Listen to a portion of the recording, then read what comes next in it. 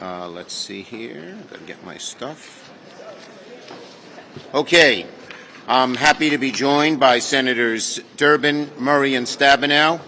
Now, today is a good day, not just because we had a great lunch, but because we're honoring some of the bravest among us, our Capitol Police officers.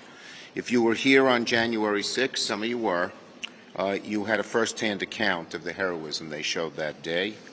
On a day when our democracy was under attack, the men and women of Capitol Police were quite literally fighting on the front lines to defend it. Today they'll be awarded the Congressional Gold Medal that they so rightfully deserve. And we just take off our hats to them. As you probably saw in the films, I was within 20, 30 feet of these awful people, these hooligans, these insurrectionists, and the Capitol Police protected me. They were great. Okay, but that's not the only thing on our agenda today. We'll be continuing negotiations to chart a path forward to fully fund the government for the next year in an omnibus and our military in the NDAA.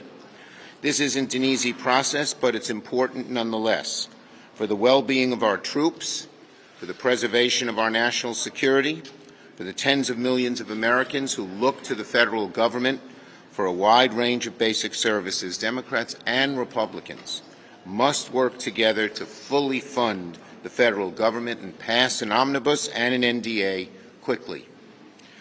On that, tomorrow we'll have an all-senators classified briefing on the latest developments in Ukraine.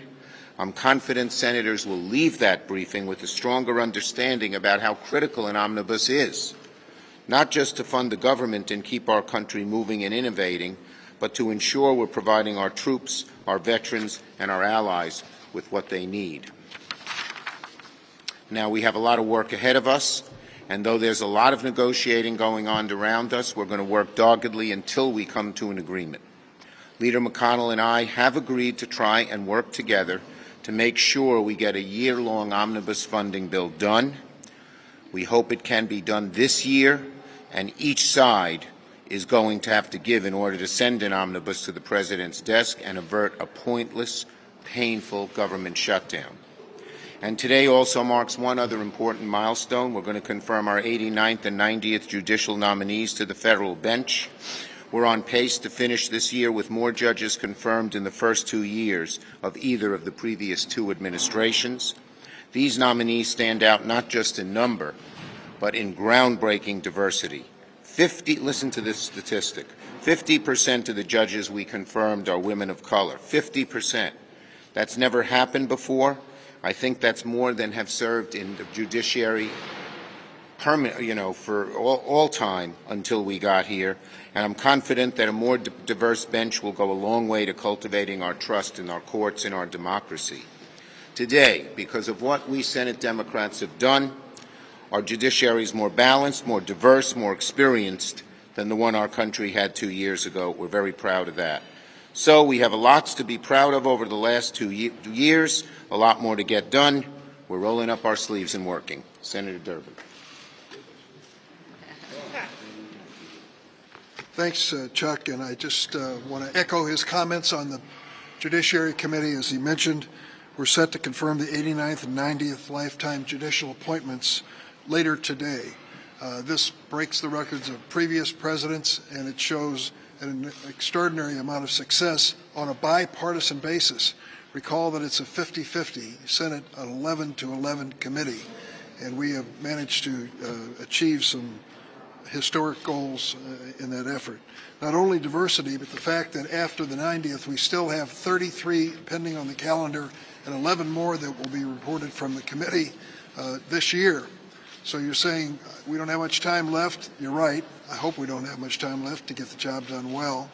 But we look back to the first 2 years of the Trump administration and the decision with the cooperation of the Democrats for 36 of their judicial nominees to be considered without a cloture vote and 24 by voice vote. So far this session, only 2 have been agreed to by a voice vote on the floor. So there is room for success, even more so in the future if we can continue this bipartisanship. The women and men that we are bringing to the bench will change the face of the judiciary for the better, It will bring diversity and balance to a court room that needs it so badly. I'm glad the Senate Judiciary Committee has met this challenge. Senator Murray. Senator Murray. Well, thank you. There may only be a few weeks left in this Congress, but I can tell you Democrats are ready to get more done. Every one of us wants to make sure that we pass the strongest end-of-the-year package possible in a timely way. We absolutely need to make sure that government is funded. That is priority number one. But as we have shown time and again in the past few years, we are not content with bare minimums. This is a Democratic majority that is ready to work. Whether it was passing the American Rescue Plan to get our country back on its feet, or the bipartisan infrastructure law to keep America moving forward, Senate Democrats have been busy working for the American people, lowering costs, and building a stronger economy for all of our families. We passed legislation to lower drug costs, bring back American manufacturing, keep the Postal Service running, as well as the first gun safety laws in 30 years, the biggest expansion for veterans care in decades, and the most significant climate legislation in our country's history. And let's not forget, as you just heard, we confirmed an incredibly accomplished jurist to the Supreme Court, not to mention many other qualified judges who are bringing much-needed expertise and representation to our nation's courts. And in case anyone thought we would slow down in the lame duck, just last week we passed the bipartisan legislation to protect same-sex couples and marriage equality. Democrats may have had the narrowest possible majority, but we have been determined to make the greatest possible difference for people back home. And we are not done yet.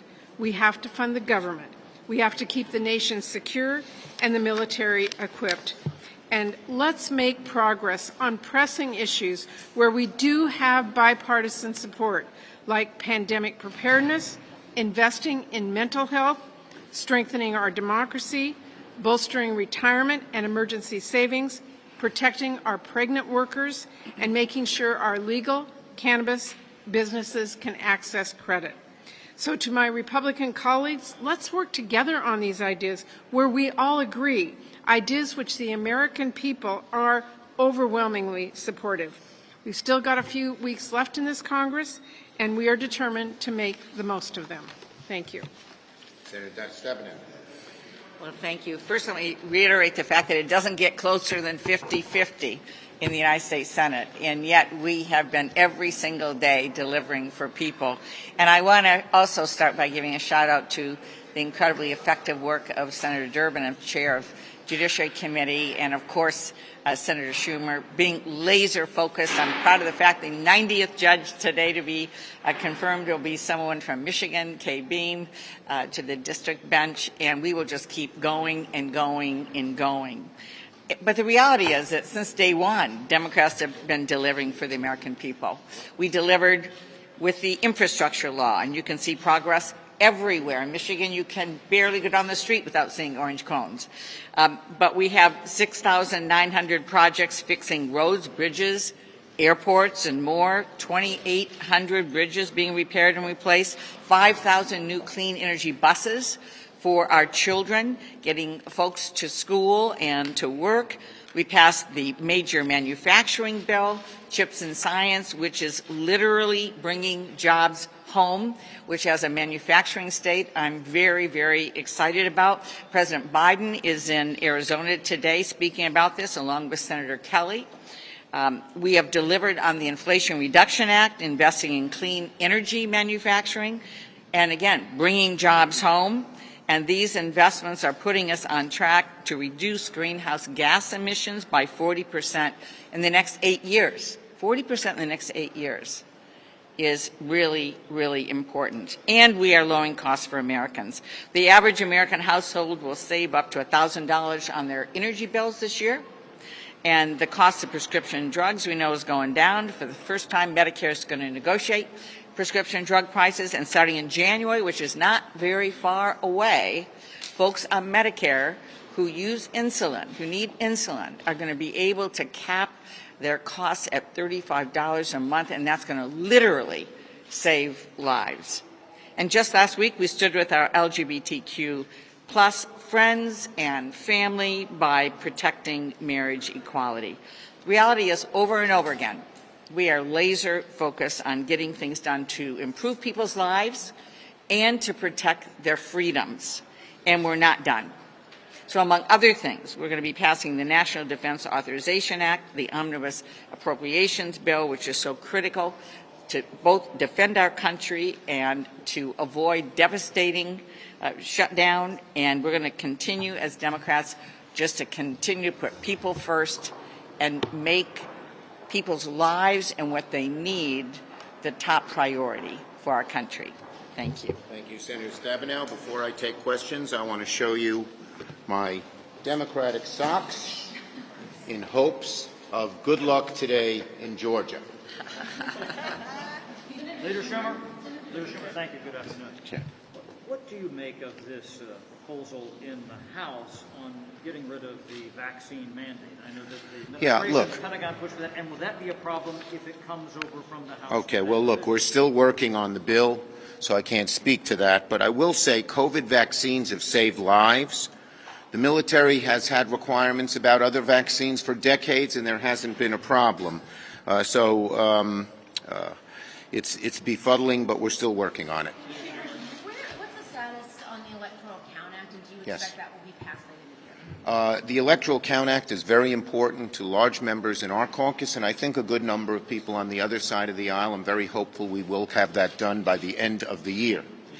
Leader Schumer, do you have any response to Leader McConnell saying that your sort of stance on trying to get marijuana legislation or permitting reform into the NDA could sink it? Well, look, this is something, again, that's had bipartisan support. We've been working with Republicans. It's a priority for me. I'd like to get it done. We'll try to discuss the best way to get it done. Yes? The Center for Countering Digital Hate and the Anti-Defamation League both say that the volume of hate speech on Twitter has grown dramatically under Elon Musk's stewardship. The Anti-Defamation League says that there's an increase in anti-Semitic content on the platform and an increase in the moderation of anti-Semitic posts. Would you be open to reviewing Section 230 of the Communication Decency Act or taking any other steps to counter? Look, I've always said that Section 230 is something that we should look at. The difficulty there is coming up with the right solution, but it's something I'd be open to looking at. Yes, right. This nice man over here.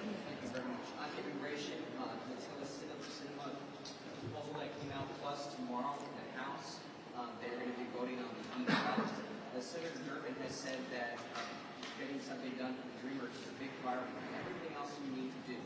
Look, Senators Sinema and Tillis are talking, and I welcome people discussing it. It's something, obviously we'd very much like to get done, and we hope that those talks come to positive fruition.